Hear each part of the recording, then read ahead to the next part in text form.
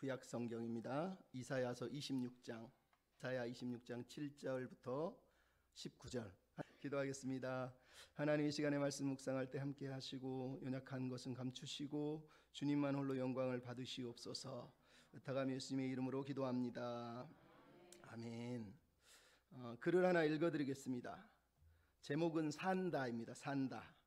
하나님의 크신 손안에서 달팽이는 달팽이답게 가고 닭장 들꽃은 닭장 들꽃답게 피고 청개구리는 청개구리답게 울고 하나님의 크신 손안에서 나는 나답게 산다. 오늘 아침의 말씀처럼 우리는 복음에 합당한 백성답게, 하나님의 백성답게 살아가는 것을 하나님이 원하십니다. 방금 읽은 시를 누가 썼냐면 우리 목사님이 유튜브에 유기성 목사님 설교를 통해서 잠깐 언급해 있는 유기성 목사님이 말씀하신 미즈노 겐조라고 하는 사람이 쓴 시예요. 미즈노 겐조라고 하는 사람은 일본에서 가장 많은 일본인들에게 복음을 전한, 예수님을 알린 뇌성마비 시인입니다. 이미 그 목사님도 잠깐 언급을 했었지만 그 내용을 보면 알겠지만 초등학교 4학년 때까지는 엄청나게 활발하게 뛰어다니는 꼬마 아이예요. 근데 그때 일본 전역에 아마 그 지역에서 홍역이 이질이 일어나가지고 이 아이가 이 고열로 쓰러집니다.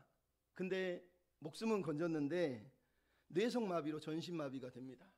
그리고 말할 언어 능력도 잃어버립니다. 완전히 모든 게 다 정지된 거예요. 유일하게 할 수 있는 건 보고 듣고 그리고 생각하고 먹는 거, 딱 4가지밖에 없어요. 보고 듣고 생각하고 먹는 거. 그러니까 나머지는 부모가 다 해줘야 되는 거죠. 이런 뇌성마비 시가 어떻게 시인이 되어서 수많은 사람들을 변화시켰느냐는 거죠. 그를 변화시킨 인물은 당연히 하나는 그의 어머니였던 우메지 여사라고 하는 분이에요. 그가 죽을 때 47세에 죽는데 47년 동안 뒷바라지를 하면서 먹여주고 치워주고 닦아주고, 또 하나는 그 마을에 살던 미야모 목사님이라고 하는 분이 계속 찾아와서 복음을 전하고 성경을 읽어줍니다. 그래서 4년 만에 복음을 받아들이게 되고, 그리고 15년 만에 어머니가 아이가 병원에 가니까 의사가 내 말이 들리면 깜빡깜빡해 그랬더니 아무것도 안 움직인다는데 눈이 깜빡이더라는 거예요. 그걸 보고 벽에다가 일본어 50가지 글자들을 새겨놓고 그가 하고 싶은 말이 깜빡일 때마다 어머니가 주시해서 그 깜빡이는 거를 따라서 글을 써서 의사소통을 하게 만든 거예요. 근데 이 사람이 알려진 게 사실은 미우라 아야코라고 하는 빙점의 작가가 썼던 책 중에 하나가 아무리 긴 터널이라도 끝이 보인다라고 하는 책에 보면 이 미즈노 겐조라고 하는 사람의 이야기가 나와요. 미우라 아야코 여사님이 이런 얘기를 해요. 미즈노 겐조를 아십니까? 그는 47년간 결혼도 못하고 산보도 못하고 꽃도 꺾지 못하고 식사도 제대로 못하고 배설도 제대로 못하고 남의 손을 빌려야 했던 사람이었지만 그는 항상 하루에도 몇 번씩 하나님 감사합니다라고 외치고 싶었던, 그래서 눈으로 감사합니다라고 소리질렀던 사람이었다는 거예요. 그 사람이 쓴 시예요. 나는 나답게 산다. 그 사람이 시 중에 이런 게 있어요. 어제도 오늘도 6평짜리 방 안에 어제도 오늘도 보고 듣고 접하는 하나님의 은혜, 저 어린 제비처럼 남쪽 섬나라를 그리워하는 저 어린 제비처럼 아직 보지도 못한 하늘 고향을 동경케 하리라. 바다를 건널 날개를 연단하는 저 어린 제비처럼 그날이 오면 날아 올라갈 모든 준비를 해두리라. 무리를 따라 여정에 오를 저 어린 제비처럼 속죄주를 바라보고 따라가도록 하리라. 여러분, 47년간 아무것도 할 수 없어요. 그냥 누워서 생각하고 보고 듣는 것밖에 못하는 사람이 쓴 시예요. 하나님을 만났더니 저 먼 나라 그 아름다운 본향을 동경하면서 그 나라를 위해서 준비하면서 그 속죄주를 따라서 매일매일 살아가겠다라고 하는 다짐을 이분이 하고 있는 거예요. 참 놀랍지 않습니까? 어떻게 이런 신앙을 가지고 살아갈 수가 있을까요? 한편으로는 엄청난 도전이라고 생각합니다. 아마 오늘 설교 중에 그래서 미즈노 겐조라고 하는 분의 시라든가 이런 걸 몇 편을 더 들려드릴 거예요. 근데 여러분, 시로 읽으시면 안 되고 이 내용을 고백으로 들어보십시오. 평생 누워있는 사람이 주님의 나라 한 번도 보지 못한 그 하늘 고향을 그리워하고 있다고 얘기하잖아요. 그 나라를 준비하고 있다고 말하잖아요. 참, 우리가 읽었던 지난주에 읽었던 이사야 26장 이야기가 그 얘기라고 말씀드렸지 않습니까? 하나님이 우리를 위하여서 예비한 도성이 있다. 우리는 그 도성을 바라보고 오늘 믿음의 경주를 하고 있는 사람들이다. 비록 이사야 시대에는 너무너무 힘겨웠고 우리보다 더 심각한 어려움 속에 살았지만 이사야는 그들에게 하나님이 우리를 위하여 도성을 예비하고 있다. 그 도성을 기다리는 백성이 우리다. 그 도성을 향하여 오늘 믿음의 경주를 하고 있는 사람들이 우리다라는 걸 잊어버리지 말라고 얘기했다는 거예요. 그러면서 그가 했던 권면이 뭡니까? 1절부터 6절에는 찬송이에요. 찬송. 근데 그 찬송에서 가장 중요한 게 심지가 견고한 사람이 되라고 말했다는 거예요. 심지, 지난주에도 얘기했지만 히브리어 예체르라고 하는 단어는 마음의 틀, 사고의 틀, 생각의 틀을 말하는 거예요. 그 심지가 견고한 사람, 즉 마음의 틀, 생각의 틀이 견고한 사람을 3절에 하나님이 평강의 평강으로 2번이나 평강을 언급한다는 건 완전한 평화를 말하는 거예요. 즉 내 심지가 하나님의 말씀으로 하나님의 약속으로 견고하게 세워진 사람은 하나님이 주시는 완전한 평화를 누린다는 거예요.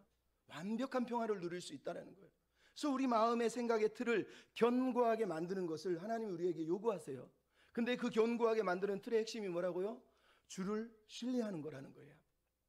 여러분, 우리 마음이 심지가 견고해져야 돼요. 어떻게 해요? 완악하게, 교만하게요? 내 생각대로, 내 고집대로요? 아니요. 하나님의 말씀의 틀에 견고하게 붙들리는데 그 이유가 목적이 뭐라고요? 주님을 신뢰하기 위한 거라는 거예요.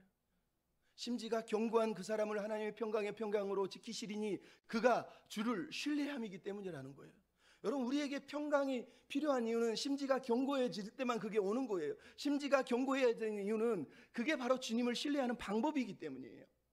그래서 우리는 하나님의 말씀을 붙들고 약속을 붙들고 내 마음의 심지, 내 마음의 성향, 내 인격들을 하나님의 말씀과 하나님의 약속에 굳게 붙들어 매는 작업을 우리가 해야 된다는 걸 잊으면 안 돼요. 두 번째로 이사야가 권면한 내용이 뭐였습니까? 4절에 보면 영원히 하나님을 신뢰하라는 거예요. 주님을 신뢰하면 평강이 온다고 말하고 나서 바로 이어서 하는 말이에요. 영원히 신뢰하는 거. 한 번 신뢰하라는 게 아니에요. 2번 신뢰하는 게 아니에요. 가끔 신뢰하라는 게 아니에요. 예배 드릴 때 신뢰하라는 게 아니에요. 매일 매순간 영원히 신뢰하라는 거예요. 왜? 하나님이 영원한 반석이시기 때문이라는 거예요. 하나님은 영원하는데 왜 우리는 영원하지 않냐는 거예요. 하나님은 흔들리지 않고 영원히 반석이 되어서 우리의 반석이 되셔서 우리 삶을 지켜주겠다고 말씀하시는데 왜 우리는 매일 모래 위에 세운 집처럼 흔들리냐고 지금 말하는 거예요. 우리도 영원한 반석이신 하나님처럼 그 구원의 도성을 기다린다면 그 하나님을 영원히 신뢰하라고 말하는 거예요. 여러분, 그래서 믿음의 특징은 언제나 변함이 없어야 되는 거예요. 여러분, 예수님 처음에는 잘 믿다가 나중에 휘까닥 넘어가는 거 보면 안타깝잖아요. 뭐 또 돌아올지 모르겠지만 진짜 믿음의 사람은 흔들리지 않아요. 환경에 얽매이지 않아요. 왜? 심지가 여기 있는 거지 저기 있는 게 아니에요. 심지는 이 안에 있는 거예요. 내 심지가, 내 마음의 틀이, 내 생각의 틀이 말씀에 꽉 붙들려 있기 때문에 흔들리지 않는 거예요. 왜 영원히 주님을 신뢰합니까? 결국은 5절 6절 내용이 뭡니까? 마지막 날에 하나님이 교만한 자를 다 무너뜨릴 거라고 얘기하는 거예요. 지금은 가난한 자, 빈궁한 자, 곰핍한 자로 살아갈지 모르지만 하나님께서 우리를 통해서, 하나님이 우리 발을 통해서 저 교만한 자, 높은 성, 소순성에 있는 자들을 밝게 하신다고 5절 6절이 말씀한단 말이에요. 여러분, 놀랍지 않습니까? 왜? 25장에 보면 25장 마지막 절에는 하나님이 원수들을 발로 밟는다고 되어 있는데 오늘 본문은 하나님의 백성이 원수들을 발로 밟는다고 말하는 거예요. 이 말이 무슨 얘기인지 아시죠? 우리가 우리 힘으로 밟았다는 얘기가 아니라 하나님의 은혜에 우리가 참여한다는 거예요. 이 승리는 하나님이 우리한테 허락하신 승리라는 걸 잊어버리지 말라라고 오늘 본문이 말씀을 하고 있는 거예요. 여러분, 이 하나님이 기다리시는 거예요. 지금은 억울하고, 지금은 곰핍하고, 지금은 가난하고 빈궁하다고 6절에 써 있잖아요. 우리의 삶이 그래요. 하나님을 믿는 자의 삶이 그래 보여요. 하지만 마지막 날이 되면 하나님이 우리로 밟게 하신대잖아요. 밟아 말씀하신대잖아요. 밟으라고. 얼마나 감사합니까? 그래서 우리는 하나님을 신뢰할 수 있어요. 지금 이게 끝이 아니라니까요. 마지막에 가면 우리가 끝을 보게 될 때 놀라운 은혜를 누릴 거라고 성경이 말하는 거예요. 그러면 여러분, 하나님을 신뢰한다, 하나님을 의지한다. 대체 하나님을 신뢰하고 의지하는 삶은 어떤 삶일까요? 이거를 생각해요. 내가 하나님을 의지한다는 말이 막 엄청난 기적을 체험하고 막 하늘을 날아다니는 능력을 말하는 겁니까? 아니요. 여러분, 1절부터 6절은 찬양이지만 7절부터 18절은 기도가 등장하고 있어요. 그리고 19절부터 21절은 다시 하나님의 소망의 약속의 말씀이 등장하고 있어요. 이 세 말씀의 의도는 똑같아요. 찬양이든 기도든 위로의 말씀이든 여기엔 다 권면이 들어있는데 그 권면의 내용이 우리가 하나님의 도성을 기다린다면 우리는 믿음으로 살아야 된다는 거예요. 근데 믿음으로 산다라는 게 뭔지를 보여주기 위해서 지금 이사야가 기도하고 있는 거예요. 이 기도 속에는 그가 붙들고 있는 신앙 고백, 우리가 붙들어야 될 신앙의 고백이 들어있어요. 그 내용의 핵심은 당연히 오늘 본문에도 나오는 것처럼 쭉 읽어보면 무엇입니까? 마지막 날 우리는 승리의 노래를 부를 거예요. 하지만 지금은 어려운 고난의 시간 기도하면서 버티고 있어요. 하지만 마지막 날이 되면 그때는 우리가 부활을 해서 우리가 부활의 영광에 또 참여할 거라고 마지막 20절 21절에 언급을 하고 있단 말이에요. 19절 20절 21절. 결국은 이런 삶을 우리가 믿는다면 이사야가 말하는 거예요. 우리는 지금 기다려야 된다는 거예요. 그럼 이미 이사야 25장 9절에도 그날에 하나님이 우리 하나님이시니 우리가 그를 기다리고 기다렸더니 그가 우리를 구원하셨다. 기다려야 된다라고 언급했는데 오늘 본문 26장 8절도 이제 이사야가 얘기하잖아요. 우리는 믿는다면 믿음으로 기다려야 된다는 거예요. 여호와여 주께서 심판하신 길에서 우리가 주를 기다렸사오니 주의 이름을 기억하고 주여 우리 영원히 주를 사모하며 기다립니다라고 얘기합니다. 여러분 다시 한번 이사야는 우리가 누구냐? 하나님의 도성을 기다리는 백성이라고 말하고 있는 거예요. 우리는 마지막 날에 주실 하나님의 도성을 기다리고 사는 사람들이에요. 어떻게 기다리냐는 거예요. 중요한 건 어떻게 믿고 기다리냐는 거예요. 바로 7절에 얘기하고 있어요. 따라서 합시다. 신실한 믿음의 백성으로 기다립시다. 신실한 믿음의 백성이 되어야 된다는 거예요. 여러분 7절에 의인이라는 단어가 처음으로 언급되고 있어요. 하지만 이건 2절에도 나왔어요. 여러분 오늘 본문의 이사야는 하나님의 도성을 기다리는 사람들을 의인이라고 부릅니다. 2절에서는 의로운 백성이라고 부릅니다. 그리고 7절에서는 정직한 자라고 부릅니다. 여러분 지난해 말했지만 2절에 신의를 지킨다는 이 신의라는 단어가 우리가 아멘 아멘 하는 그 단어예요. 충성스럽다, 변하지 않는다, 흔들림이 없다 이런 단어예요.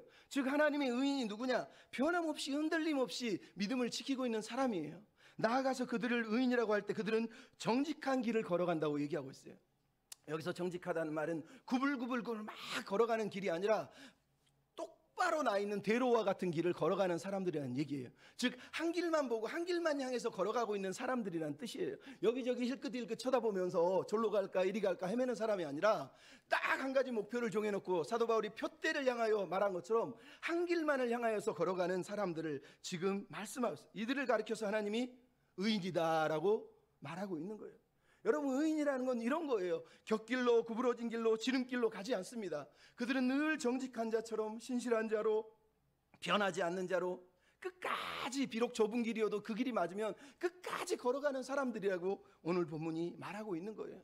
그거를 신실한 사람, 믿음에 의로운 사람, 정직한 사람이라고 이사야가 얘기합니다. 여러분 6절 끝에 보면 뭐가 나옵니까? 빈궁한 자의 발과 곰핍한 자의 걸음. 여러분 이게 지금 현재 의인의 모습이에요. 의인들의 삶은 빈궁하고 곰핍합니다.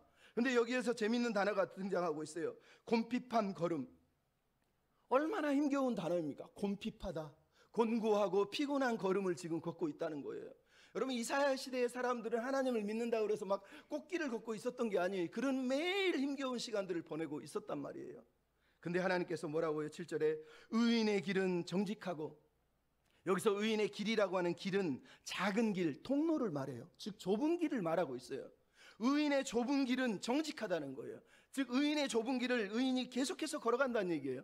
정직한 자는 의인의 첩경을 평탄하게 하시는도다.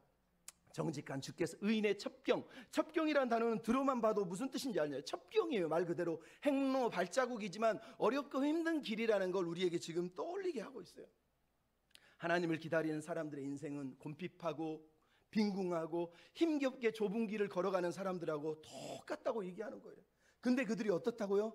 정직하신 주처럼 정직하고 신실하신 주님처럼 신실하고 의로우신 주님처럼 의롭다고 지금 말하고 있는 거예요. 부모가 자기 자식이 부모를 닮는 것처럼 지금 하나님의 백성, 하나님이 신실하셔서 하나님의 백성도 신실하다고 얘기해요.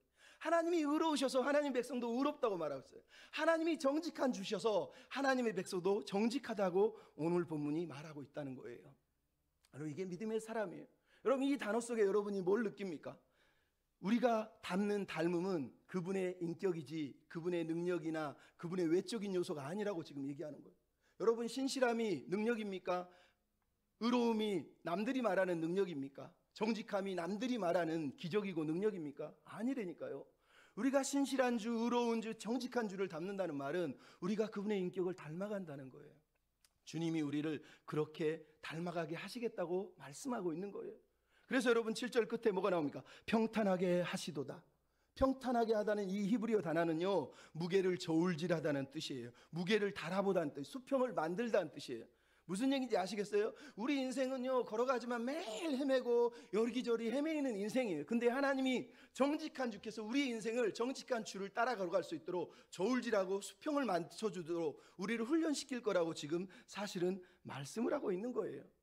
그래서 여러분, 이 길이 평탄하다는 거예요. 평탄하다는 건 내가 원하는 대로 다 풀렸다는 게 아니라 정직하신 주께서 우리 인생을 주님의 뜻대로 주님이 원하신 대로 살도록 저울질하고 수평을 맞춰서 우리가 주님이 기대하는 그 길을 걸어가도록 인도해 주시기 때문에 그게 평탄하다는 거예요. 내 눈에는 평탄하지 않죠. 내 눈에는 힘겹죠. 내 삶은 어렵죠. 근데 주님이 뭐라고요? 이 첩경, 이 인생 좁은 길을 걸어가는 우리의 길을 주님이 저울질하고 수평을 맞춰서 주님이 기대하는 길로 걸어가게 하셔서 우리의 삶에 하나님의 뜻이 이루어지게 하겠다라고 말씀을 하고 있는 거예요. 이 사람이 신실한 믿음의 사람이고 하나님 주신 평강을 누리는 사람이에요. 여러분, 하나님이 주시는 평안 외에 우리가 다른 평안을 누릴 수가 없다고 성경이 사실은 그래서 말씀을 하고 있잖아요. 여러분, 미즈노 겐조가 이런 시를 하나 썼어요. 아침부터 새들이 지저귀고 화초의 향기가 풍겨와도 하나님의 품속에 돌아갈 때까지는 참된 평안이 없노라. 벗들과 담소를 하고 가족들의 즐거움에 쌓여 있어도 하나님의 품속으로 돌아갈 때까지는 참된 평안은 없노라. 우리들 한 사람 한 사람을 당신 자신을 위하여 창조하신 하나님의 품속으로 돌아갈 때까지는 참된 평안은 없노라. 여러분, 이 글을 읽다가 어거스틴이라고 하는 사람이 생각나요. 여러분, 우리 시대의 가장 위대한 어거스틴, 뭐 우리 시대가 아니죠, 옛 성인이지만 항상 그분이 했던 신학이 모든 신학자들이 언급하고 인용하는 구절이 하나 있어요. 그게 뭐냐면, 하나님이여 우리가 당신 안에 안식하기까지 결코 안식할 수가 없습니다. 우리는 하나님 안에서만 안식할 수 있습니다라는 단어예요. 근데 미즈노 겐저라는 사람 47년 동안 누워있어서 제대로 어거스틴이 누군지 어떻게 합니까? 그냥 눈으로 성경을 녹음 테이프 들려주는 거 있고 눈으로 옆에서 읽어주는 거 아니면 그거를 읽으면서 성경을 조금씩 배운 이 사람이 지금 하는 말이에요. 우리 한 사람 한 사람을 창조하신 그 하나님 품속으로 돌아갈 때까지는 우리는 참된 평안이 없습니다. 여러분, 이게 믿음이에요. 여러분, 우리가 이 땅에서 자꾸 평안을 찾으려 하고 이 땅을 의지해서 평안을 얻으려 하기 때문에 우리 영혼은 계속 사실은 평안을 잃어가는 거예요. 아침에도 목사님 말씀하신 세상에서 평안을 주지 못하는 그 평안을 주님이 우리에게 주시겠다고 말씀하시잖아요. 여러분, 이 땅을 걸어가면서 우리가 그 평안을 경험하며 살기 위해서 하나님 우리를 이 땅 가운데로 보내셨다라는 걸 여러분 믿으셔야 돼요. 그럼 오늘 본문 9절의 맨 끝에 뭐가 나오죠? 의를 배웁니다. 10절에도 뭐가 나오죠? 의를 배웁니다. 하나님의 백성은요, 기다리는 동안 신실하게 살면서 그냥 버티고 기다리는 게 아니에요. 거기서 의를 배우는 거예요. 의를 배운다고 지금 말하잖아요. 이 인생을 걸어가는 동안 하나님은 우리에게 의를 가르치세요. 의가 뭐예요? 하나님이 뭘 원하시고 뭘 기대하시는지를 의라고 얘기하잖아요. 지난주에도 제가 그래서 말씀드렸죠. 히브리서 12장에 뭐가 나온다고요? 우리를 징계하시는 이는 우리를 거룩하게 하시고 의와 평강한 열매를 맺게 하시고, 이어서 나오는 단어가 뭐예요? 너희 발을 곧은 길을 만들어 저는 다리로 어그러지지 않고 고침을 받게 하려 함이라. 즉 곧은 길, 바른 길, 의로운 길을 걸어가게 하시려고 하나님이 우리를 징계한다, 이렇게 얘기하는 거예요. 그럼 여러분, 이 길을 통해서 우리는 하나님의 의를 배운다라는 걸 잊어버리시면 안 돼요. 왜요? 여러분, 9절 딱 끝나고 10절부터 갑자기 놀라운 얘기가 등장해요. 의인이 아니라 악인이 등장하는데, 악인이 뭐라고요? 은총을 입을지라도 의를 배우지 않고 정직한 땅에서 불의를 행하고 여호와의 위엄을 돌아보지 않고, 그리고 11절에 주의 손이 들려도 그들이 보지 않는다고 얘기하고 있어요. 여러분, 이 악인이 누구라고요? 하나님을 안 믿는 사람이라고요? 아니라니까요. 하나님을 안 믿는 사람이 아니라 하나님을 믿지만 여전히 하나님의 은총을 누리고 있음에도 거기서 의를 배우지 않는 거예요. 하나님의 뜻을 배우려고 하지 않아요. 그냥 누리려고만 하는 거예요. 하나님, 나 이거 필요한데 이거 주시고, 이거 필요한데 이거 주시고, 계속 자기가 원하는 것을 이루기 위해서 하나님을 이용할 뿐이지 하나님의 의, 하나님이 기대하는 삶을 구하지 않는다는 거예요. 그래서 14절에 그들은 죽어서 다시는 일어나지 못할 것이라고 하나님이 말씀하세요. 여러분, 불쌍하지 않습니까? 하나님을 믿는데 어떻게 그럴 수가 있어요? 어떻게 해요? 근데 여러분, 이사야 48장에 놀라운 단어가 등장합니다. 들어보십시오. 야곱의 집이여 여호와의 이름으로 맹세하며 하나님의 이름을 기념하면서도 진실이 없고 공의가 없도다. 그들은 거룩한 성 출신이라고 스스로 부르며 이스라엘 하나님을 의지한다 하면서 내가 알거니와 너는 완고하고 내 몫은 새의 힘줄 같고 내 이마는 놋과 같도다. 네가 듣지 않고 알지도 못하고 귀가 옛적부터 열리지 못하였나니 너는 정녕 배신자요 네가 나에게 배역한 자니라. 여러분, 이 단어를 누구한테 하나님이 쓰고 있어요? 이스라엘 백성에 쓰고 있어요. 은총을 입었는데, 하나님의 은혜를 입었는데 하나님의 사랑, 하나님의 의를 배우지 못한 사람들, 나는 거룩한 성 출신이에요, 나는 영원한 도성에 들어갈 백성이에요, 교만하게 자기 힘으로 그렇게 말하고 있지만 실제로 그는 하나님께 반역하고 있는 사람이라고 하나님이 말씀하고 있잖아요. 여러분, 그래서 말씀드리는 거예요. 여러분, 교회의 사명은, 우리가 설교를 하지만 목사님도 맞아요. 설교의 사명이 뭡니까? 하나님을 아는 것과 믿는 것에 하나가 되도록 하라고 에베소서 4장에 사도 바울이 한 말이 우리에게 필요한 거예요. 우리가 건강한 신앙을 가져서 하나님을 믿는 것과 하나님을 아는 것, 즉 내가 믿고 있는 것과 아는 것이 삶 속에서 일치해야 돼요. 일치해야 돼요.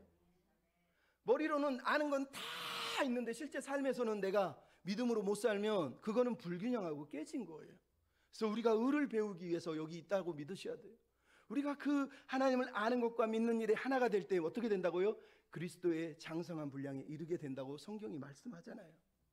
그래서 우리는 말씀을 들으면서 내가 믿는 것과 내가 아는 것들을 하나님이 하나가 되게 하시고 통일되게 하시고 균형 있고 건강한 사람이 되게 해주십시오. 성숙한 사람으로 자라가도록 하나님 나를 붙잡아 주십시오. 이렇게 기도해야 되는 거예요. 여러분, 최근에 제가 사실은 그 해로운 신앙이라고 하는 그 뉴스가 있어요. 그 뉴스를 하나 보고 있는데 이런 얘기를 또 오해하지 마시고, 부산의 영도구에 있는 김아무개 목사님이 하는 교회가 하나 있어요. 여기는 고신대학교 바로 밑에 있기 때문에 아마 고신치길 가능성도 많지만 하여간 개혁주의 신앙의 청교도 신앙을 가리킨다고 합니다. 교회 안에 대안학교를 지어놨어요. 근데 고발을 당했어요, 목사님이. 왜? 대안학교의 아이들이 목사님이 상습폭행을 한다는 거예요. 왜 상습폭행을 했나 봤더니 교회 안에 대안학교를 세워놨는데 새벽 4시부터 깨워서 저녁 12시까지 말씀을 가르칩니다. 졸면 때리고 말 안 들으면 때리고 심지어 고막이 터져가지고요 병원에 실려가는 애들도 있었대요. 믿을 수 없는 일이 벌어지죠. 그래서 이제 어쩔 수 없이 기자가 취재를 한 거예요. 왜 이런 폭행이 일어났을까 하고 취재를 들어갔는데 폭행이 문제가 아니었어요. 그 교회에 가봤더니 그분이 그 교회의 임금이고 왕이었어요. 거기 교회는 자기 왕궁이었어, 왕궁. 왜 그런 줄 아세요? 교인들에게 10의 6조를 바치라고 했답니다.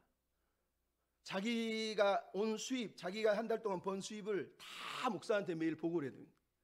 보고를 안 하면 너는 내 교인이 아니다. 그래서 헌금을 다 보고합니다. 헌금의 60%는 헌금하고 20%는 목사 성진비로 내라, 나머지를 써라 이러면서 완전히 그렇게 교육을 시켰어요. 그래서 교인들이요 한 50명 되는데 한 달에 헌금이 6천만 원이 나와요. 근데 거기서 목사 사례비가 2천만 원이에요. 1천만 원은 말 그대로 사례비, 나머지 1천만 원은 차명계좌식으로 가짜로 판공비로 쓰는 거예요. 말도 안 되죠. 어느 교인이 헌금을 냈는데 헌금 딱 보더니 야 불러가지고 농담 방송 그대로이면 이거 어떻게 헌금을 있다고 그래, 내가 거지야 그러면서 집어 던졌다는 거예요. 너무너무 안타까운 얘기죠. 근데 더 웃긴 게 뭔지 아세요? 돈과 시간은 신앙의 척도다. 내가 너희들이 돈을 어디다 쓰고 어디다 시간을 보냈는지 알아야 되겠다 그러면서 그 대안학교 학생들뿐만 아니라 교인들에게 목욕탕 가도 보고하고 식당 가도 보고하고 미용실 가도 보고하고 일거수일투족을 그걸 다 보고하게 만들었어요. 그리고 이 사람이 3개월마다 외제차를 하나씩 바꿔서 벌써 15대를 리스를 했다고 얘기를 합니다. 믿을 수가 없죠. 더 놀라운 게 뭔지 아세요? 아까도 말씀드렸어요. 교회 지출 항목이 방송에 쭈르륵 나오는데 추수감사비, 수저, 샴푸, 목사님 건강식품, 목사님 무화과, 목사님 시계, 목사님 차량 성기비, 목사님 가방, 목사님 고기, 목사님 바구니, 목사님 시계, 목사님 헤어 메이크업, 목사님 성김비, 목사님 시계, 목사님 팥죽, 목사님 시계, 목사님 리스비, 모든 내용이 다 목사님이 앞에 붙어 있어요. 깜짝 놀랐어요. 이런 사람도 있나. 근데 이렇게까지 해가지고 교육을 하더라고요. 근데 제가 더 놀란 게 뭐냐면 이분이 설교할 때 이렇게 얘기해요. 내가 이렇게 누리고 사는 건 내가 10년 동안 광야 훈련을 통해서 나는 광야를 통과했기 때문이다. 여러분은 내가 볼 때 광야를 통과할 사람이 단 한 명도 없다. 그러니 여러분은 가난하고 힘들어도 헌금을 하면서 그렇게 살아라.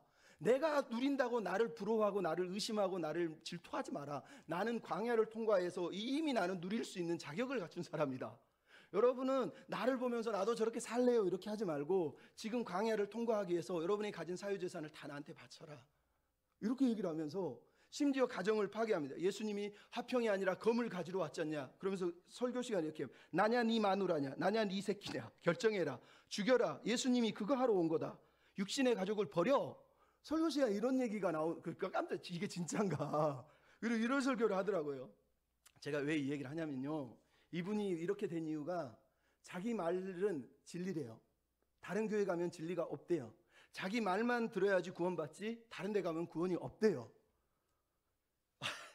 너무 안타깝지 않습니까? 여러분 사람이요. 그래서 우리가 말씀을 믿는 것과 아는 일이 하나가 된다는 게 얼마나 중요한지를 생각해 보라는 거예요. 내가 마음에 말씀의 틀이 없고 내가 말씀의 기준이 없으면요. 우리는 이렇게 이단 사이비 같은 사람들한테 휘둘려 살 수밖에 없어요. 건강한 교회가 얼마나 많습니까? 근데 왜 그런 사람들이 있냐고요? 결국은 자기 사욕을 위해서 하나님을 이용하는 거거든요. 그러니까 우리는 늘 그래서 말씀으로 자신을 돌아보고 경계해야 돼요. 내가 실수하고 있는 건 아닌지 내가 잘못하고 있는지 아닌지 여러분 돌아보셔야 돼요. 여러분 미즈너 겐조라고 하는 사람이 죄송하지만 계속 인용을 할게요. 이렇게 썼어요. 한번 들어보십시오. 홀로 차지하고 있지는 않는가.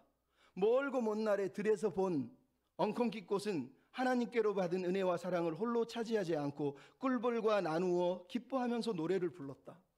나의 마음이여 홀로 차지하지는 않았는가. 홀로 차지하지는 않았는가. 하나님께로부터 받은 은혜와 사랑을. 아니 대체 47년 동안 누워가지고 보고 듣고 엄마가 떡을 주는 거 먹는 거에 아무것도 못하는 사람이 대체 뭘 하나님의 은혜를 사랑을 홀로 차지했냐고요. 근데 그가 홀로 차지하지 않았을까 하고 자기 죄의식을 느끼며 하나님 앞에 기도하고 있는 걸 보고 있어요. 여러분 그 사람은 깨어있는 사람이에요. 비록 누워있지만 우리처럼 걸어다니지 못하지만 우리처럼 말하지 못하지만 그의 심령은 항상 깨어있었다는 걸 우리가 느끼게 돼요. 그가 쓴 내용 중에 이런 게 주님을 슬퍼한 것이 아닐까?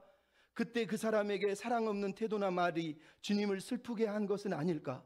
말 한 번 안 해본 사람이 그때 그 목소리에 마음이 움직였던 생각과 소원이 주님을 슬프게 한 것은 아닐까?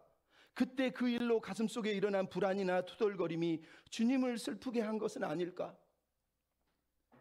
아니 어떻게요? 어떻게 슬프게 하냐고요? 누워서 받는 거 외에는 아무것도 못하는 사람이. 근데 그의 영혼은요 하나님 앞에 너무 순수하게 깨어있어요.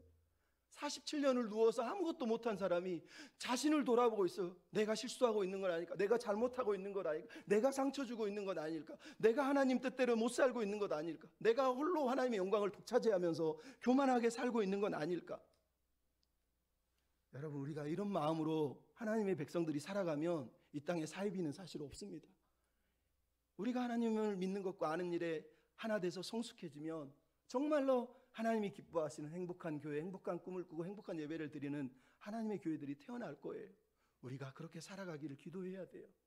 여러분 기다릴 동안 우리가 해야 될 게 뭐겠습니까? 따라서 합시다. 하나님을 사모하며 기다립시다. 여러분 지금 오늘 본문이 하나님 우리가 신실한 백성으로 기다릴 뿐만 아니라 8절 9절 내용을 읽어보십시오. 우리는 고난 중에 있지만 그럼에도 주님을 사모한다고 지금 말하고 있어요. 여호와여 주께서 심판하시는 길에서 주님이 심판하실 때까지 주를 기다리는데 어떻게 기다린다고? 우리 영혼이 사모합니다. 9절은 밤에 내 영혼이 주님을 사모합니다. 간절히 구하오니 주여 내가 사모합니다. 놀랍지 않습니까? 이 사람은 지금 어두운 밤을 보내고 있어요. 인생의 힘겨운 시간을 보내고 있어요. 근데 그가 환경을 보고 있는 게 아니라 누구를 보고 있어요? 주님을 보고 있어요. 주님을 사랑합니다. 주님을 사랑합니다. 마치 연애하는 사람처럼 주님 내가 주님을 사랑합니다. 주님을 사랑합니다. 이러면서 그 수많은 어려움 속에서도 변치 않는 사랑으로 하나님을 붙들고 있잖아요. 그러면서 뭐라고 그럽니까? 내가 다른 주를 섬기지 않고 주님만 섬겼습니다라고 13절에 얘기합니다. 여러분 힘겹게 어렵게 사는데 다른 주들 내가 섬길 주가 얼마나 많습니까? 술주자 말고도 돈주자 있고 얼마나 우리 주변에 주가 많냐고요. 그 주들이 나를 섬겨라 그러는데 지금 이사야가 남은 자들이 어땠다고요? 다른 주를 섬기지 않고 우리는 오직 주만 섬겼습니다. 주만 섬겼습니다. 주만 기억하고 살고 있습니다. 여러분, 이게 하나님을 믿는 사람들이 마지막까지 붙들어야 될 믿음의 내용이에요.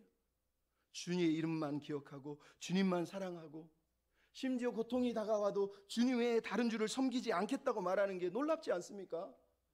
여러분, 이 땅의 믿음이, 이 시대의 사람들에게 믿음이 이 정도의 믿음이 돼야 돼요. 왜 우리에게 이런 믿음이 없습니까? 우리가 아직 주님을 덜 사랑하고 있는 거 아닙니까 혹시? 주기철 목사님 손자가 되시는 주한 저쪽 교회 인천의 주승중 목사님이 방송에 나와서 자기 할아버지에 대한 이야기를 들려드리더라고요.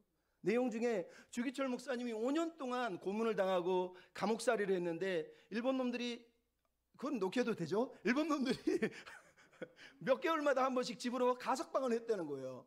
가석방을 해준 이유가 뭐냐? 자기 식구들을 먹을 것도 없게 모든 걸 다 통제해서 찌질이 가난하게 만들어 놓고 나서 가석방을 시키는 거예요.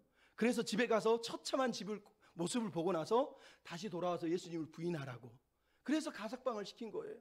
근데 가족들뿐만 아니라 목사님도 부인을 하죠. 근데 어느 날 또 가석방이 났어요. 집에 왔더니 어머니가 주기철 목사님을 위해서 하얀 쌀밥을 만들어서 먹여. 너무 오랜만에 처음 쌀밥을 먹게 돼서 목사님이 막 먹는데 아들이 너무 부러워서 그 지경에도 쌀밥 이러고 있었대. 근데 갑자기 순사가 문을 딱 열고 들어요. 주기철, 너 이리 와, 주기철, 그러더라는 거예요. 근데 여러분, 그 순간 주기철 목사님이 자기 어머니가 계신 방으로 뛰어 들어갔어요. 어머니 뒤에 숨었어요. 왜요? 무서워서. 여러분, 주기철 목사님은요, 위대한 순교의 신앙을 가졌던 게 아니에요. 그는 우리하고 똑같은 사람이었어요. 그 시간에 두려워하고 벌벌 떨었던 사람이에요. 그리고 또 끌려가서 고문을 당했어요. 근데 어느 날 면회가 잘 안 되는데, 면회를 그러니까 사모님이 면회를 갔더니 시켜주더래. 그래서 면회 딱 들어갔더니 목사님이, 여보 나 어젯밤에 예수님을 만났어. 그게 무슨 얘기야? 그랬더니 2달 동안 일본 놈들이 고문을 하고 잠을 안 재워서 2달 동안 잠을 못 잤다는 거예요. 여러분, 잠을 하루 못 자도 죽으려고 그러는데 머리가 띵하는데 2달을 안 재웠다는 건 사람이 이건 죽는 거죠. 그리고 나서 잠깐 잠을 잔 거예요. 근데 잠의 꿈속에서 주님이 그러더래. 주기철, 너마저 나를 버리려느냐? 너마저 나를 버리려느냐? 그 음성이 얼마나 놀랬는지, 주님 아니에요, 아니에요, 아니에요. 주님이 나를 위해 십자가에 죽으셨는데 내가 어떻게 주님을 버립니까? 나 버리지 않을 거예요. 그렇게 고백을 했다는 거예요. 그러면서 사모님한테 이렇게 얘기해요. 사실은 내가 주의 십자가를 지는 줄 알았는데 십자가가 나를 지고 있었어. 내가 순교하려고 한 게 아니라 주님이 나를 붙들어 주셔서 그 은혜로 순교했다고 사실은 말하는 그 힌트를 우리한테 들려주고 있는 거예요. 여러분, 우리는 다 연약한 존재예요. 우리가 무슨 믿음이 배짱이 뛰어나서 죽습니까? 주님이 우리를 붙들어 주셔서, 주님을 향한 믿음 때문에, 사랑 때문에, 폴리갑처럼 주님이 나를 80인생에 한 번도 부인한 적이 없는데 내가 어떻게 예수님을 부인합니까? 하고 폴리갑이 그 불타는 화영장에 당당하게 죽은 거는 사랑 때문이에요. 사랑 때문에. 여러분, 오늘 본문에 이 사람들이 왜 그렇게 주님을 사랑합니까? 11절에 나오잖아요. 악인들이 모르는 거, 우리를 향한, 백성을 향한 주님의 열심, 열정, 뜨거운 사랑을 우리는 안다는 거예요. 악인들은 아무리 주의 사랑을 보여주고 주님이 함께 하시고 은총을 베풀어 주셔도 악인은 그 사랑을 무시합니다. 하지만 의인들은 주님이 얼마나 우리를 사랑하신지, 뜨겁게 사랑하신지를 알아요. 그 열정을 알기 때문에, 나를 위하여 십자가까지 오르신 그분을 믿기 때문에, 알기 때문에 우리가 그래서 당당히 주님을 따라서 걸어갈 수 있다고 성경이 말하는 거예요. 여러분, 신앙의 핵심은 언제나 사랑밖에 없어요. 사실은 사랑 외에는 다른 길이 없어요. 어떻게 신앙생활 이 힘든 길을 견딥니까? 사랑하면 견디는 거예요. 그럼 처음에는 죽자 살자 사랑하다가 왜 헤어지죠? 사랑이 식어지고 관계가 깨어지고 첫 마음이 없어져서 그런 거 아닙니까? 왜 교회 다니다가 우리가 비실비실 거립니까? 첫사랑을 잃어서 그런 거래잖아요. 여러분, 사랑 외에는 답이 없는 거예요. 이들이 얼마나 하나님을 사랑합니까? 16절의 내용을 보십시오. 여호와여, 그들이 환난 중에도 주님을 앙모하였나이다. 환난 중에도 주님을 앙모하고 갈망하고 사모하고 그 힘든 시간에 사랑합니다, 사랑합니다, 사랑합니다 하면서 기도하면서 버텼다고 말하는 거예요. 하나님이 그들을 붙잡아 주시는 거예요. 그들이 믿음의 백성인 거예요. 그래서 여러분 얘기하는 거예요. 하나님의 사랑만이 우리를 지켜주는 거예요. 하나님의 사랑을 아는 자는 새 힘을 얻게 돼 있어요.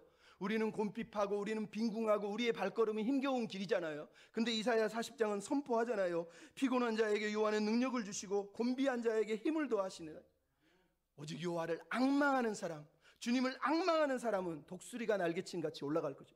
피곤하여도 다른 박질에도 곤비치 않고 걸어가도 피곤치 않다는 거예요. 왜 피곤치 않습니까? 곤비치 않습니까? 피곤하죠. 곤비하죠. 사랑해서 그 피곤이 안 느껴지는 거예요. 사랑해서 그 곤핍함이 안 느껴지는 거예요. 여러분, 우리가 자식을 사랑하는 부모를 다 알잖아요. 부모님이 그렇게 찌들게 어려운데도 자식을 돌보는 이유가 뭡니까? 그러면서 난 괜찮아, 난 괜찮아. 진짜 괜찮은 겁니까? 커서 보면 다 거짓말이잖아요. 근데 괜찮았어요. 부모님은 왜? 자식을 사랑하니까. 마찬가지, 우리가 하나님을 사랑하면 괜찮은 거예요. 새 힘을 주시잖아요. 사랑하는 주님이 날 사랑하시는 걸 내가 지금 믿고 있잖아요. 그래서 내가 곤비하지만 곤비하지 않고 빈핍하지만 빈핍하지 않는 거예요. 그게 주님이 우리에게 주시는 은혜란 말이에요. 여러분, 주님을 사랑하십니까? 정말로 사랑했으면 좋겠어요. 미즈너 겐저 한 번 더 들려드릴게요. 이렇게 시를 썼는데 뭐라고 그런지 아세요? 주 예수님, 당신이 조용한 밤길로 다가오시니 발소리다, 발소리다 라고 바로 알아챘습니다. 바로 알아차렸습니다. 주 예수님, 당신이 뒷문을 두드리시니 나를 부르시는 목소리다, 나를 부르시는 목소리다 라고 바로 알아차려 버렸습니다. 바로 알아차려 버렸습니다. 주 예수님, 당신의 사랑에 순종하여 따르는 것이 나의 길이다, 나의 길이다 라고 바로 알아차렸습니다. 바로 알아차렸습니다. 시 제목이 바로 알아차려 버렸습니다. 여러분, 주님이 다가오시는 소리를 듣고, 주님이시구나, 두드리는 소리를 듣고 주님이 부르시는구나, 나를 따라오라는 소리를 듣고 이게 길이구나, 이게 맞구나, 이 길을 가야 되는구나. 그 47년간 누워있던 사람의 믿음의 고백이에요. 얼마나 사랑하면 이런 고백을 합니까? 우리는 팔다리 멀쩡하게 다 있고 보고 듣고 먹고 싸고 다 할 수 있는데, 주님이 불러도 외면하고, 주님이 다가오셔도 모르고, 주님이 두드리셔도 문도 못 열어드리고, 주님이 순종하라고 그래도 그 길은 내 길이 아니에요 이러면서 우리가 우리 길을 가고 있는 거 아닙니까? 그래서 미즈노 겐저라는 사람이 대단한 거예요. 미우라 아야코라는 그 대단한 믿음의 여인이 이 사람을 칭찬한 이유가 바로 거기 있어요. 이런 믿음의 사람이 어디 있냐고요. 제가 옛날에도 소리엘 찬양 중에 나의 하나님 그 크신 사랑 노래 한번 불러드렸는데, 여러분, 저는 이 찬양이 너무 좋습니다. 가사만 생각해도 너무 좋아요. 세월이 지나도 변치 않으리, 즐거운 날이나 때론 슬픈 날이라, 세월이 지나고 비바람이 불어도 하나님을 찬양합시다. 외로운 밤이나 험한 골짜기라도 내 영혼 언제나 하나님을 바라고 세상 끝날까지 사랑하리라, 사랑하리라. 여러분, 우리에게 이런 사랑의 은혜가 있었으면 좋겠습니다. 마지막으로 따라합시다. 모든 것이 은혜임을 인정하며 삽시다. 여러분, 오늘 본문 26장의 내용을 보면 하나님의 도성을 기다리는 자의 신앙의 결론이 한마디로 은혜다라고 얘기합니다. 26장 전체를 가만히 읽어보십시오. 남은 자에게 자격이나 공로나 업적이 하나도 없어요. 왜? 모든 것이 하나님의 은혜로 하나님이 주셨다고 밖에 말할 수가 없기 때문이에요. 여러분, 신앙의 결론이 은혜로 끝나는 것은 너무너무 감사한 거예요. 왜? 하나님을 신뢰하는 것도 결국은 하나님의 은혜 때문이고, 하나님을 사랑하게 된 것도 하나님의 은혜 때문이라는 거예요. 하나님의 은혜가 아니었으면 내가 그분을 어떻게 사랑합니까? 사랑할 마음을 주시고 의지할 마음을 주시는 게 하나님이세요. 그래서 어거스틴 같은 사람은 주님이 내게 그 믿음을, 그 마음을 주셔서 내가 주님을 의지하고 신뢰하고 사랑했다고 말하고 있는 거예요. 여러분, 우리의 삶의 마지막 고백은 언제나 은혜밖에 없다는 걸 믿으셔야 돼요. 여러분, 오늘 보면 16절, 17절, 18절을 읽어보십시오. 처참한 내용이 나와요. 어떻게 나옵니까?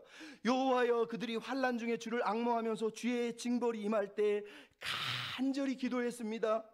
여호와여, 잉태한 여인이 산기가 임박하여 산고를 겪고 부르짖은 같이 우리가 주 앞에서 그와 같았습니다. 얼마나 힘들었으면 애 낳는 것처럼 힘들게 주 앞에 기도하며 신음하며 버텼다는 거예요. 근데 18절 내용이 놀라워요. 뭐라고 그러죠? 우리가 잉태하고 산고를 당하였을지라도 바람을 낳은 것 같아서 땅의 구원을 베풀지 못하고 세계 교민을 출산하지 못하였나이다. 여러분, 이 말을 듣고 에이, 믿는다며 결국 내놓은 게 아무것도 없네? 바람을 낳았다는 게 뭐예요? 아무것도 안 내놨다는 뜻이거든요.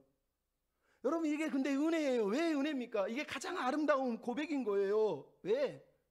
우리 삶의 모든 평안, 모든 구원, 모든 안전은 하나님으로부터 오고 하나님이 주시는 거예요.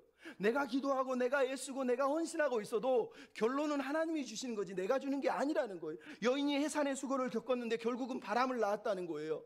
그동안 하나님을 믿으면서 하나님 도성을 기다리면서 힘들게 살았는데 하나님 앞에 내놓을 게 아무것도 없다고 지금 말하는 거예요. 여러분, 이게 중요한 거예요. 왜? 우리가 하나님 앞에서 평생 얼마나 대단한 헌신을 하고 헌금을 했는지 몰라도 하나님 앞에 가서 우리가 내놓을 게 하나도 없는 게 정상인 거예요. 왜? 우리가 하나님 앞에 자랑할 게 뭐가 있습니까? 다 그분이 주신 거고 은혜인데요. 그래서 말하는 거예요. 오늘 보면 12절 우리가 안 읽었지만 가장 중요한 단어를 써놨어요. 뭐라 그러죠? 여호와여 주께서 우리를 위하여 평강을 베푸시오니 주께서 우리의 모든 일도 우리를 위하여 이루셨음이니이다.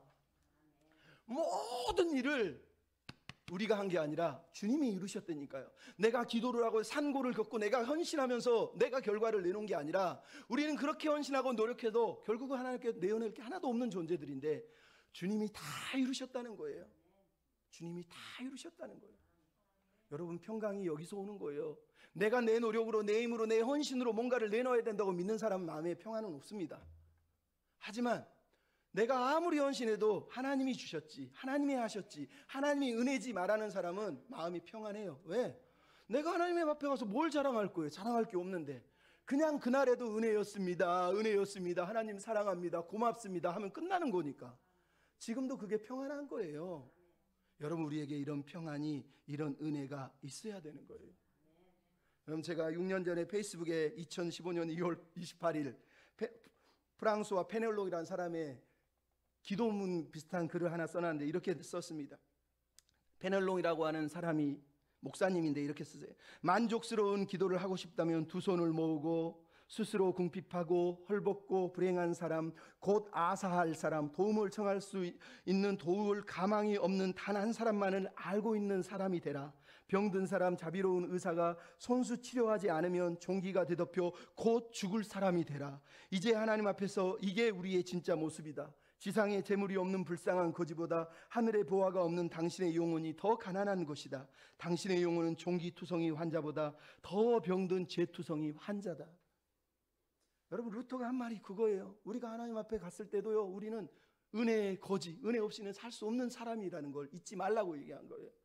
페넬롱이 얘기하는 거예요. 우리는 늘 가난한 사람이고 헐벗은 사람이고 굶주린 사람이고 은혜에 목마르는 사람이라고 믿고 살라는 거예요. 나는 죄투성이요, 죄투성이 하고 믿고 살라는 거예요.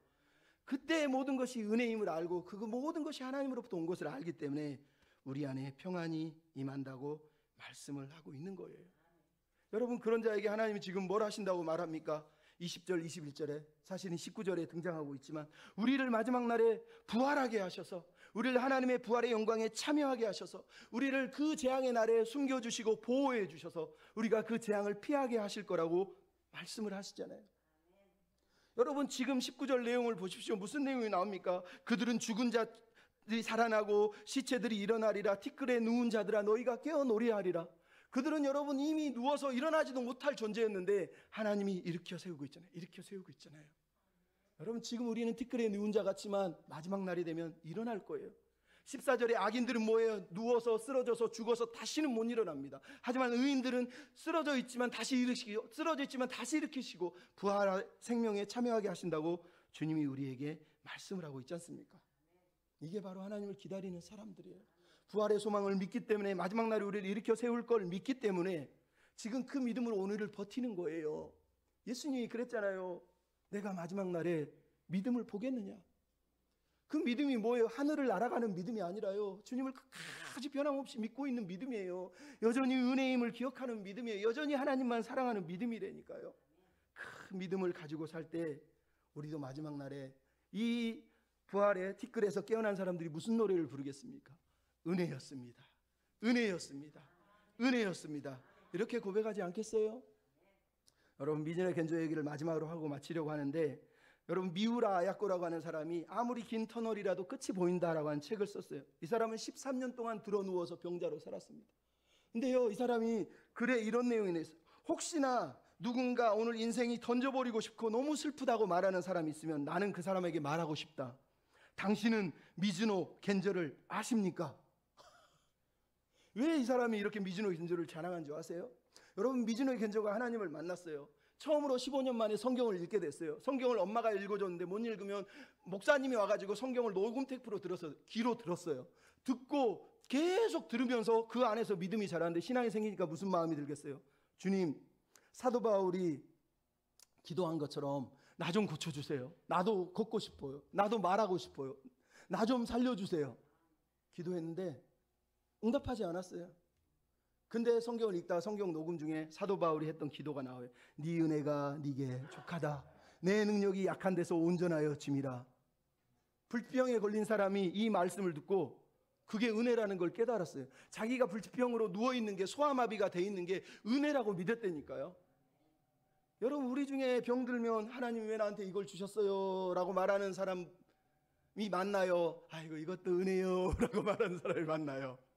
하나님 은혜 좋은데 그래도 고쳐주세요 이러고 있지 않습니까? 근데 이분이요, 그걸 은혜라고 깨달았다니까요. 그래서요, 미우라 아야코의 도움을 받아서 그때부터 시를 쓰기 시작해요. 시를 써서 나중에 처음으로 1984년에 시를 쓰기 시작해서 책을 한 권 냈는데, 시집의 첫 제목 내용이 뭐냐? 은혜가 족하다. 은혜가 족하다. 아니, 47년 동안 누워있는 사람이 대체 무슨 은혜를 누렸다고요? 여러분, 그게 우리 생각이에요. 근데 누워있는 사람도, 아무것도 못하는 사람도 은혜가 뭔지는 알아요. 주님이 날 사랑하시고 날 위해 십자가에 죽으신 그것 자체가 내 인생의 가장 소중한 선물이고 은혜라는 걸 안다니까요. 근데 우리는 그 은혜를 무시하잖아요. 그 은혜가 족하대요, 족하대요, 족하대요. 그분이 마지막 쓴 시 내용에 이런 내용이 나와요. 하나님, 33년 전에 뇌성마비가 됐을 때 하나님을 원망했습니다. 그런데 그것이 그리스도의 사랑에 닿기 위해서라는 걸 알고 지금 감사와 기쁨으로 그것이 변해버렸습니다. 뇌성마비로 모든 것을 빼앗기고 눈과 귀만 하나님이 지켜주셔서 이제는 말씀을 읽도록 듣도록 말씀으로 구원하시도록 하셨습니다. 내가 힘들지 않았다면 하나님의 사랑을 몰랐을 테지. 만약 많은 형제들이 힘들지 않았다면 하나님의 사랑을 전하지 못했겠지. 만약 주님이 고난받지 않으셨다면 하나님의 사랑을 나타낼 수 없으셨겠지. 여러분, 자기의 고통을 보면서 예수님을 느끼고 자기의 고통을 보면서 예수님의 사랑을 느끼고 있는 이 사람의 이 모습을 보십시오. 그러면서 얘기하는 거예요. 은혜입니다, 은혜입니다, 은혜입니다.